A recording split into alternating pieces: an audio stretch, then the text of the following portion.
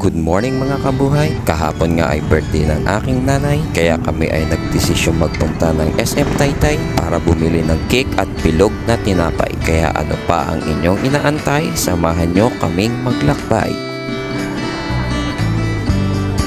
Dito nga ay pumipili na kami ng flavor na aming bibilhin, at dahil kanila pang lulutuin, dumiretso na kami sa cake na aming dadalhin.